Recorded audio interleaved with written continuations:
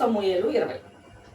పిమ్మట దావీదు రామాలో నా యోతు నుండి పారిపోయి యోనాతాను వద్దకు వచ్చి, నేను ఏమి చేస్తే నేను చేసిన దోషమేమి, నా ప్రాణము తీయ వెదకున్నట్లు నీ తండ్రికి దృష్టికి నేను చేసిన పాపమేమని అడుగగా, యోనాతాను ఆ మాట నీవెన్నటికీ అనుకొనవద్దు, నీవు చావవు, నాకు తెలియచేయకుండా నా తండ్రి చిన్న కార్యమే కానీ పెద్ద కార్యమే కానీ చేయడు, నా తండ్రి ఇందెందుకు నాకు మరుగు చేయుననగా దావీదు, నేను నీ దృష్టికి అనుకూలడనను సంగతి నీ తండ్రి రూఢిగా తెలుసుకొని యోనాతాను చింత కలుగచేయుటకై ఇది అతనికి తెలుపుని అనుకొనుచున్నాడు. అయితే యెహోవా జీవముతోడు నీ జీవముతోడు నిజముగా నాకును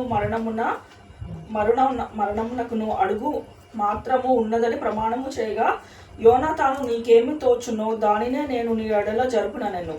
అందుకు దావీదు, రేపటి దినము అమావాస్య, అప్పుడు నేను తప్పక రాజుతో కూడా కూర్చుని భోజనము చేయవలెను. అయితే ఎల్లుండి సాయంత్రం వరకు చెవిలో దాగుటకు నాకు సెలవిమ్ము. ఇంతలో నీ తండ్రి నేను లేకపోవట కనుగొనగా నీవు ఈ మాట చెప్పవలెను.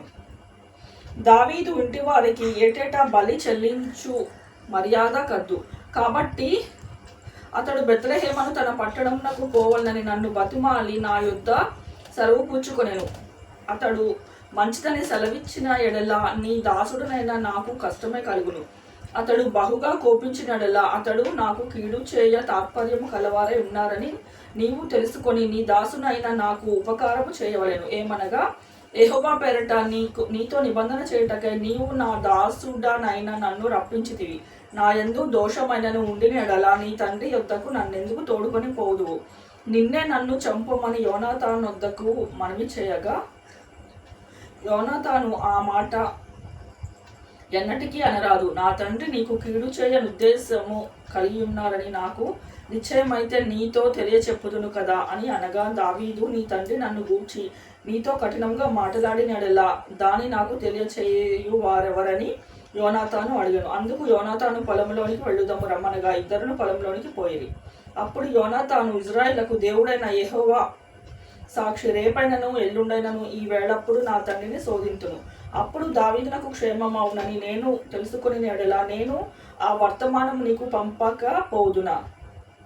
అయితే నా తండ్రి నీకు కీడు చేయని ఉద్దేశించుచున్నాడని తెలుసుకొని ఎడల దాని నీకు తెలియచేసి నీవు క్షేమముగా వెళ్ళుటకు నిన్ను పంపివేయని ఎడల యెహోవా నాకు గొప్ప అపాయము కలుగచేయును కాక.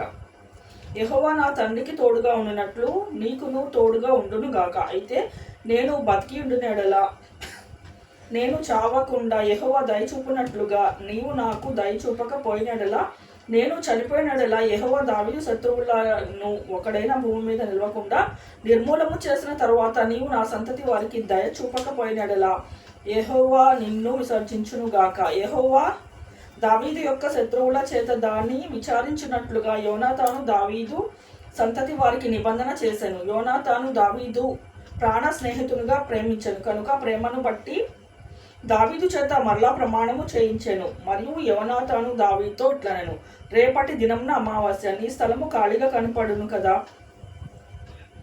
నీవు 3 దినములు ఆగి ఈ పని జరుగుచుండగా నీవు దాగి ఉన్న స్థలమునకు త్వరగా వెళ్ళి ఏసేలు అను బండ దగ్గర ఉండుము. గురి చూచి ప్రయోగించినట్లు నేను 3 బాణములను దాని పక్కకు కొట్టి నీవు వెళ్ళి బాణములను వెతుకుమని ఒక పని వానితో చెప్పుదును. బాణములు నీకు ఈ తట్టున ఉన్నవి, పట్టుకుని రమ్మని నేను వానితో చెప్పినడలా నీవు బయటికి రావచ్చును. యెహోవా జీవముతోడు నీకు ఏ అపాయమును రాక క్షేమమే కలుగును. అయితే బాణములు నీకు అవతల ఉన్నవని నేను వానితో చెప్పినడలా పారిపోమ్మని యెహోవా సెలవిచ్చున్నాడని తెలుసుకొని నీకు ప్రమాణము పోయవలెను. అయితే మనమిద్దరము మాట్లాడిన సంగతి జ్ఞాపకము చేసుకొనుము, నీకును నాకును సర్వకాలము యెహోవాయే సాక్షి. కాబట్టి దావీదు పొలంలో దాగుకొనెను. అమావాస్య వచ్చినప్పుడు రాజు భోజనము కూర్చుండగా మునుపటి వలె రాజు గోడ దగ్గర ఉన్న స్థలమందు తన ఆసనము మీద కూర్చుండి ఉండెను. యోనాతాను లేవగా అబ్నేరు సౌలు వద్ద కూర్చుండును. అయితే దావీదు స్థలము ఖాళీగా ఉండెను. అయినను అతనికి ఏదో ఒకటి సంభవించినందున అతడు అపవిత్రుడై ఉండునేమో. అతడు అపవిత్రుడై ఉండుట అవశ్యమని సౌలు అనుకొని ఆ దినమున ఏమీయూ అనలేదు. అయితే అమావాస్య పోయిన మరునాడు అనగా 2వ దినమున దావీదు స్థలంలో ఎవడనూ లేకపోవట చూచి సౌలు నిన్నయు నేడు యెషయి కుమారుడు భోజనమునకు రాకపోవట ఏమని యోనాతాను అడుగగా, యోనాతాను దావీదు బెత్లెహేమునకు పోవలెను అని కోరి దయచేసి నన్ను పోనిము, పట్టణమందు మా ఇంటి వారు బలి అర్పించబోచున్నాడు, నీవును రావలేనని నా సహోదరుడు నాకు ఆజ్ఞాపించాను. కనుక నీ దృష్టికి నేను దయ పొందిన వాడనైతే నేను వెళ్ళి నా సహోదరులను దర్శించినట్లుగా నాకు సెలవిమ్మని బతిమాలుకొని నా యొద్ద సెలవు తీసుకునేను. అందునిమిత్తం అతడు రాజు భోజనపు బల్లనొద్దకు రాలేనని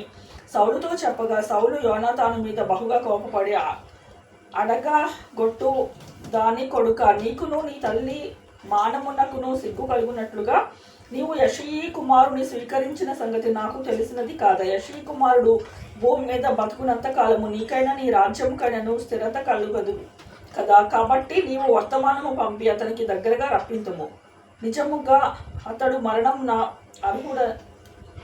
అర్హుడని చెప్పాడు. అంతటా యోనాతాను అతడెందుకు మరణశిక్ష నొందవలెను, అతడు ఏమి చేసేదని సౌలును అడగగా, సౌలు అతనికి పొడవలేనని ఈటె విసరెను. అందువలన తన తండ్రి దావీదు చంపను ఉద్దేశం కలిగి ఉన్నాడని యోనాతాను తెలుసుకొని అత్యాగ్రహుడై బల్ల యొద్ద నుండి లేచి తన తండ్రి దావీదును అవమానపరిచినందున అతని నిమిత్తము దుఃఖాక్రాంతుడై అమావాస్య పోయిన మరునాడు భోజనం చేయకుండెను. ఉదయం యోనాతాను దావీదుతో నిర్ణయము చేసుకున్న వేళకు ఒక పసివాని పిలుచుకొని పొలంలోనికి పోయాను. నీవు పరిగెత్తుకొని పోయి నీవు చేయు బాణములను వెదుకుమని ఆ పనివానితో అనగా చెప్పగా, వాడు పరిగెత్తుకొని పోయినప్పుడు అతడు ఒక బాణంను వాని అవతలకు వేసెను. అయితే వాడు యోనాతాను చేసిన బాణము ఉన్న చోటుకు వచ్చినప్పుడు యోనాతాను వాని వెనుక నుండి కేక వేసి, బాణము నీ అవతల ఉన్నదని చెప్పి దాని వెనుక నుండి కేక వేసి, నీకు ఆలస్యము చేయక దబ్బున రమ్మని అనెను.